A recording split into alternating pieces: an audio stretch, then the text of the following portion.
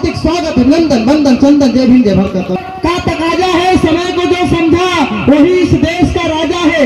साथियों, बाबा साहब doctor B R. Ambedkar साहब से शुरुआत किया जाए या कहां से किया जाए, लेकिन मैं एक बात बता देना चाहता हूं। इस देश में शिक्षा की देवी लोग कहते हैं कि सरस्वती है। मैं पूछना चाहता हूं मनोवादी व्यवस्था के लोगों, आप तुम बता दो कि सरस्वती अगर शिक्षा की देवी है तो कितनी डिग्रियां हासिल की है? सरस्वती के माता का क्या नाम है? सरस्वती के पिता का क्या नाम है? सरस्वती का जन्म कहां हुआ था? सरस्वती कौन कौन सी पुस्तकें लिखी है जो एनसीईआरटी में चलता है? साथियों, अगर सरस्वती है तो उसके बारे में तुम बताते नहीं हो। सरस्वती है, सरस्वती का जन्म हुआ है। अगर कोई सरस्वती है तो यहाँ हमारी जो माताएं बहनें यहाँ जो बैठी हुई है, इन माताओं बहनों को सबसे पहले अगर शिक्षा देने का अधिकार दिया तो माता सावित्रीबाई फुले और माता फातिमा शेख है, जिन्होंने वो सावित्रीबाई फुले माता सावित्रीबाई फुले और शिक्षा की देवी है। उनको बताया नहीं जाता है, लेकिन मनोवादी व्यवस्था के द्वारा वो शिक्षा की देवी सरस्वती को बताया जाता है। आए साथियों, उस मनोवादी व्यवस्था के जाल में नहीं फंसना है। ये मनोवादियों ने जानते हैं इतने हजारों हजार वर्षों तक इस बहुजन समाज के लोगों को गुलाम बना करके, गुलामगिरी का धागा दे करके, धागा दे करके, हाथ में कितने लोगों के हाथों में भी धागा दे करके, रक्षा सूत्र बांध करके कह दिया एन बंदो दान बंदो बिल्लाजो महाबल तेरे तो प्रतिमा प्रतिमा प्रतिमा माचला माचला। साथियों, ये अच्छा सूत्र बांधता है ब्राह्मण, एक अपने मंत्र को पढ़ करके इस बहुजन समाज के लोगों को गुलाम बना देता है और गुलाम बना करके कहता है तुम अपने इस गुलामगिरी को पहचान को मिटने मत देना। मैं जानता रहूंगा तुम हमारे व्यवस्था का तुम गुलाम हो। साथियों, उसके सारे व्यवस्थाओं को हमारे बहुजन समाज में जन्मे संतों गुरु महापुरुषों ने तोड़ने का काम किया। ऐसा तोड़ा ये जो 4 गो बम बनाया था, 4 गो बम बना करके 6700 जातियां बना करके 47,100 उपजातियां बना करके इस बहुजन समाज को तोड़ दिया गया। जिस बहुजन समाज को, इस बहुजन मूवमेंट को एक सूत्र में बांधने के लिए सभी संतों गुरु महापुरुषों के विचारधाराओं को लेकर के भाले कांसीराम साहब ने सभी बहुजन समाज के लोगों को एक सूत्र में बांधने का काम किया। उस मनोवादी व्यवस्था, ब्राह्मणवादी व्यवस्था ने जो 4 गो बनाया था, ब्राह्मण क्षत्रिय वैश्य शूद्र, उसे बना करके कह दिया अरे ब्राह्मण कहते मुख से पैदा तो मुख फाड़ फिर आया क्यों ना? क्षत्रिय कहते भुजा से पैदा तो भुजा फाड़ फिर आया क्यों ना? वैश्य कहते पेट से पैदा तो पेट फाड़ फिर आया क्यों ना? शूद्र कहते पैर से पैदा तो पैर फाड़ फिर आया क्यों ना? अरे चारों पर भगद्वारे निकले तो कहने में शर्माया क्यों ना? और झूठा लिखा लेख तूने भारत दिया बिगाड़, मनु ने बड़ बनाया 4, मनु ने बड़ बनाया 4। उस 4 बड़ को हमारे बहुजन समाज में जन्मे संतों गुरु महापुरुषों ने खंडन करके कह दिया आए मनु तो जो 4 गो बड़ बनाया, 6743 जातियां बनाया, 47,100 उपजातियां बना करके जो हम लोगों को भी खंडन कर दिया और अपने कह दिया ब्राह्मण का शादी, ब्राह्मण में जो होते हैं वो चाहे चौबे जी हो, वो चाहे शुक्ला जी हो, मिश्रा हो, मिश्रा का शादी शुक्ला में, शुक्ला का शादी चौबे में, लेकिन चमार दुसाख पासी दुसाख दो मानसे पता ताती लोहार गुहार का शादी आपस में न हो, ऐसा व्यवस्था बना दिया गया साथियों। लेकिन बाबा साहब डॉक्टर बी.आर. अम्बेडकर साहब 1917 से लेकर के 1956 तक आग की तरह जलते रहे और आग की तरह जलते जलते साथियों बाबा साहब डॉक्टर बी.आर. अम्बेडकर जब संविधान को जब तैयार करना था, जब यह देश आजाद होने से पहले हिंदुस्तान और पाकिस्तान का बंटवारा हुआ 3 जून 1946 को साथियों बाबा साहब डॉक्टर बी.आर. अम्बेडकर साहब और जगन्नाथ मंडल साहब दोनों लोगों का और जो संविधान सभा में जाने का रास्ता था और दोनों सीटें और पाकिस्तान में चली गई। लेकिन बाबा साहब डॉक्टर बी.आर. अम्बेडकर साहब वहां से छोड़ करके उन्होंने कहा मुझे पाकिस्तान दिलाना है, भारत मूल निवासी बहुजन समाज को आजाद कराना है।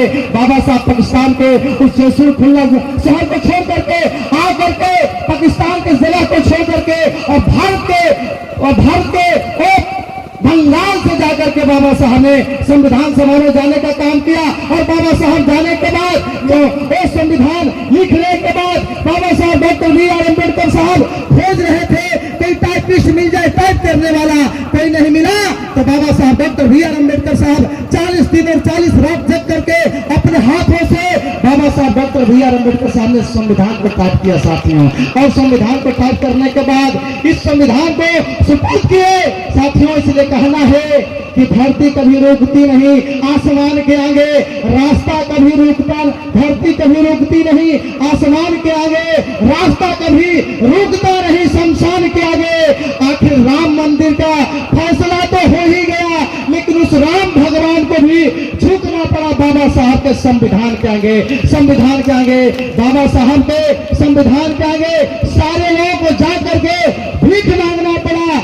आए इस देश के 33 करोड़ देवी और देवता, अगर तुम्हारे अंदर शक्ति था, आए देखिए इस मनुवादियों के जाल में नहीं पड़ना है साथियों। हम एक जगह से आ रहे थे, जग हो रहा था, वहां जग हो रहा है, अभी भी जग करा करके।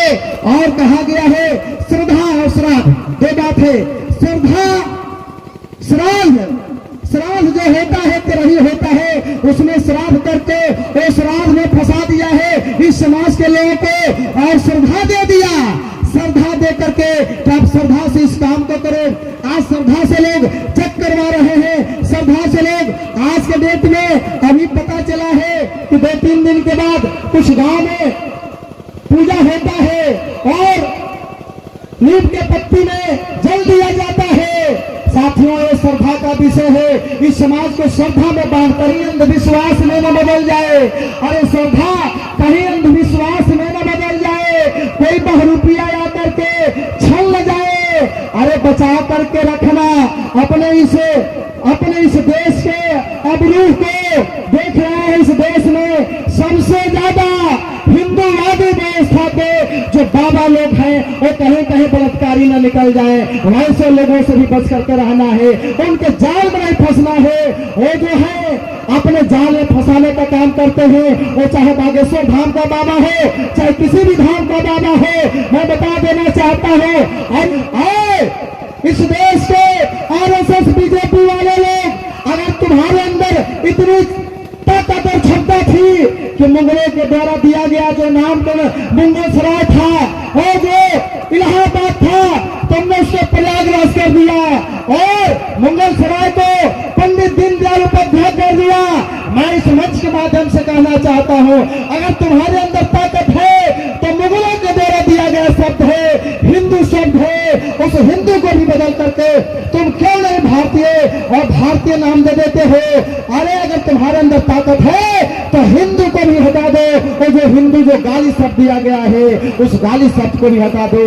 आए इस देश को बेवकूफ बनाने वाले आरएसएस बीजेपी वाले लोग, आप लोग इस बहुजन समाज के लोग समझदार हो गए हैं, जग गए हैं और जगेंगे और जग करके लड़ेंगे और हक और अधिकार के लिए लड़ करके लेंगे। इसलिए कहना है और मुल्क की सारी इज्जत तो मिट्टी में मिलाकर जाएगा, और मुल्क की सारी इज्जत तो मिट्टी में मिलाकर जाएगा। अब लगता है इस देश की बुनियाद को हिलाकर जाएगा। अरे ये भी सच्चाई है कि गुजरात को जलाकर आया है, अब इस देश को जलाकर जाएगा, इस देश को जलाकर जाएगा। समझने की जरूरत है साथियों, समय का अभाव है, इसलिए मैं अपने वाणी को विराम देना चाहता हूं। हम सब लोग अपने आज के मुख्य अतिथि मुख्य मेहमान को सुनने के लिए आए हैं। हम सब लोग सुनेंगे और शांतिपूर्वक धैर्यपूर्वक सुनेंगे। साथियों, हम आप लोग और भाई बेटा आप लोगों के बीच बनने का अधिकार बाबा साहब ने अपने संविधान के माध्यम से दिया। अगर इस देश का अगर बाबा साहब चाहे होते, बाबा साहब अगर बेतरफा काम किए होते तो इस देश का प्रथम महिला श्रीमती इंदिरा गांधी इस देश का महिला प्रधानमंत्री नहीं बनती। ये बाबा साहब डॉक्टर बी आर अम्बेडकर साहब का देन है, वो भी अछूत रह जाती। लेकिन उस मनुवादी व्यवस्था को बाबा साहब ने तोड़ा, तो चाहे ब्राह्मण की बेटी हो, चाहे अति पिछड़े का बेटी हो, चाहे दलित की बेटी हो, सबको समानता का अधिकार बाबा साहब डॉक्टर बी आर अम्बेडकर साहब ने देने का काम किया।